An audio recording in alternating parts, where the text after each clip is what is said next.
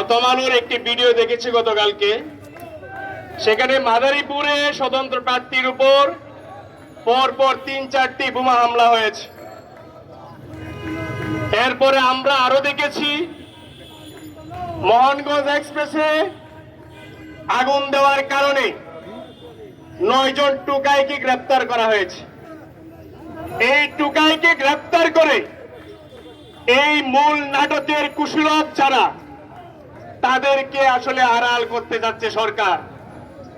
এই রেলে কারা আগুন দিচ্ছে, এই বাসে কারা আগুন দিচ্ছে, সেটি যদি আপনারা প্রথম আলোর সেই পঙ্কজ দেবনাথের যে নিউজটি ছাপানো হয়েছিল সেটি দেখলে আপনারা বুঝতে পারবেন। বর্তমান সরকার এই সহিংসতার মাধ্যমে এই যে গণতান্ত্রিক আন্দোলন, এই যে নিরপেক্ষ আন্দোলন, সেই আন্দোলনকে প্রশ্নবিদ্ধ করার জন্য, বিরোধী দলের উপর দোষ চাপানোর জন্য বিভিন্ন জায়গায় অগ্নিসংযোগ ঘটাচ্ছে। প্রিয় উপস্থিতি, আপনারা পার্শ্ববর্তী দেশ মিয়ানমারেও দেখেছেন, সেখানের গণতান্ত্রিক সরকার অং সান সুচিকে দীর্ঘদিন সেই কারা বুক রেখে যে জান্তা সরকার ক্ষমতাকে হাতে নিয়েছিল, আজকে সেখানকার সেই গণতন্ত্রকামী মানুষ অস্ত্র হাতে নিয়েছে। তারা আজকে প্রতিবাদ মুখর হয়েছে এবং বিভিন্ন রাজ্য এবং জেলা উপজেলা তারা আজকে দখল করে নিচ্ছে। সুতরাং আগামী দিনের যে বাংলাদেশ, সেই বাংলাদেশ বর্তমান সরকার যদি সমঝোতার মাধ্যমে একটি জাতীয় সরকার, একটি নিরপেক্ষ সরকারের মাধ্যমে যদি একটি নিরপেক্ষ নির্বাচনের আয়োজন না করে, তাহলে পার্শ্ববর্তী দেশ মিয়ানমারের মতোই অবস্থা হবে। এদেশে একটি বিপ্লব সংগঠিত হবে, যে বিপ্লবের মাধ্যমে আওয়ামী লীগের নেতা কর্মী থেকে শুরু করে কারো গায়ে কাপড় থাকবে না।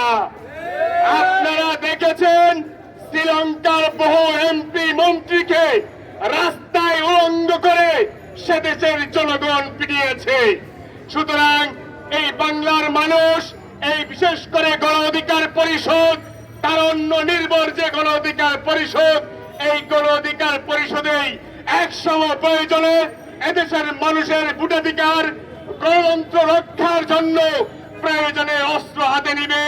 আওয়ামী লীগকে যে কোনো মূল্যে এই 7 তারিখের যে নির্বাচন, নীল নকশার যে নির্বাচন, সেটিকে আমরা যে কোনো মূল্যে প্রতিহত করব, সেই ঘোষণা দিয়ে। এই যে আমার পিছনে দেখতে পাচ্ছি যে অসংখ্য মানুষ দাঁড়িয়ে আছে, যারা আমি মনে করি আমাদের এই পথসভার সাথে যাদের সংহতি রয়েছে। কি পিছনে যারা আছেন আপনাদের সংহতি আছে না? এই যে পিছনে যারা আছেন একটু হাত উঁচু করে দেখেন, হাত উঁচু করে দেখেন, মিডিয়ার ভাইরা দেখেন। সাধারণ মানুষের নাকি হাত উঁচু করে দেখেন, সবাই দেখেন, দেখেন ভাইরা দেখেন, মিডিয়ার ভাইরা আপনারা একটু দেখেন। সাধারণ মানুষের নাকি আমাদের আন্দোলনের সাথে সংগতি নাই। আপনাদের কি আমাদের আন্দোলনের সাথে সংগতি আছে? এই যে ভাইরা রাস্তায় যারা ফুটবলে দাঁড়িয়ে আছেন, সংগতি আছে? আমরা এই সরকারের পতন চাই, আপনারা কি আমাদের সাথে একমত? এই সরকারের পতনের দাবিতে এদেশের সাধারণ জনগণ যে যেখানে সুযোগ পাচ্ছে, আমরা যারা নেতৃবৃন্দ বক্তব্য দিচ্ছে, আমাদের কথাগুলো শোনার জন্য এভাবেই তারা মিছিলে উপস্থিত হচ্ছে। আমরা যখন মিছিল করি বন্ধুগণ, দেখবেন আমাদের মিছিলে রিক্সা চালকেরা ওই রিক্সা নিয়ে আমাদের মিছিলে অংশগ্রহণ করে। এই যে রিক্সা